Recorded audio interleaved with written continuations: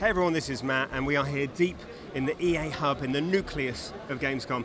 And Louise has been playing Battlefield 5. Louise, yes. What did you make of it? Well, the first thing to say is I played Battlefield 5's Conquest mode, and for the first time we got to see the Rotterdam map. So that's 1940s. Basically, Battlefield 5 is talking about giving the version of history that we don't actually see that much. So we don't tend to get first-person shooters set in the middle of the city of Rotterdam, complete with canals and trains and all of it. It's more of a holiday destination. Yeah, it is more of a holiday destination, more like something you'd have postcards from. Although I didn't have very many nice postcards to send from my trip to Rotterdam. So it's the 64-player conquest mode. So basically you're constantly in control and sort of pull and flux of different conquest points, control points across the map, which you're jumping between, and you're constantly losing and you're constantly gaining. So your squad's constantly on the move.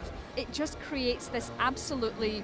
I had these wonderful sort of Saving Private Ryan moments in these tiny city streets, because you go from alleyways to inside houses to big open streets where obviously you don't want to be, because inevitably you end up shot down. And even the bleeding out mechanic for Battlefield 5 is intense. You can ask for help, or you can just opt to bleed out. And I will say that it feels, when you do ask for help and you think there's no one coming, and then someone arrives and, you know, fixes you up and drags you back up, and that's you back in the game, there's this absolute sense of real thrill in that, because it's never easy. There's never a given, because at one point we had all the control points, and then at one point we had absolutely none of them. So your squad's constantly moving. There's I mean, obviously the gunplay is exactly as you'd expect. I was going to say, like, in terms of feel, how does this feel as a shooter compared to others? Well, I think very much along the sense of sort of Battlefield 1, you have these very authentic weaponry, but it doesn't feel unfair in any way, because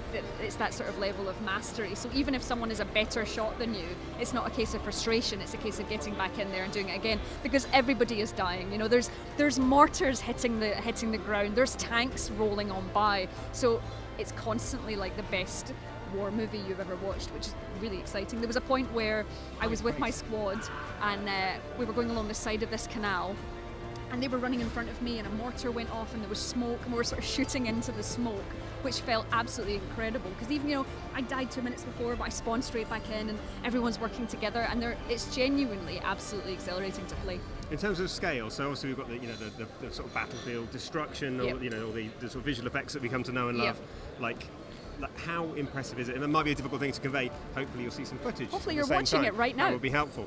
But like, I assume you're just in awe, right? Well, it was absolutely, I mean, especially obviously you're playing on PC, and it is absolutely geared for that. You're running along, there's these canals with the water sort of beautifully reflecting. You can even go in, you can actually swim in the canals, and you can see underneath. So I didn't actually get a chance, but tactically that means that you can see underneath, you could shoot, you could do whatever from under the water. So hide, hide, yes, or camp, you know, the really unfair things. But like, there's definitely the traversal has really been improved. There's a lot of leaping up onto things, rolling and doing things, jumping, diving, because these are huge spaces.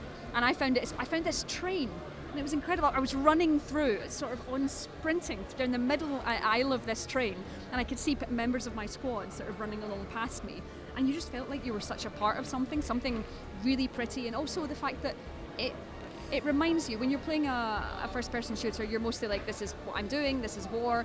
What Rotterdam does is, this is not meant to be a place of war. This is a place where there's beautiful trees and there's birds taking off into the sky. This is a place where used to live here. This is a place where people live, and I think the authenticity of that isn't lost when suddenly, sure, that the houses might not have anything in them, you know, there's not, but you certainly feel a sense of absolute place. And I think as well, because although it's 64 players, you can be in bits of the map that are completely deserted. Like they are empty. It is just you.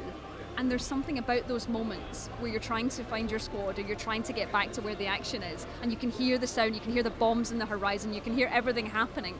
And it absolutely brings this sense of, I am here, this is incredible, this is cinematic. And it's just a genuinely, I didn't expect to be quite as excited by Battlefield as I was, but it was brilliant. Well, it sounds like you quite enjoyed it, which is good news. I did indeed. Awesome. So last question, as always, when is it out? It's out very soon. You can add it to your teetering pile of to play at Christmas. Battlefield 5 is out on October 11th. Fantastic. If you've got any questions or comments, please do pop them in the comments below. Give this video a like if you enjoyed it, and subscribe to Logitech G for more videos straight from Gamescom 2018.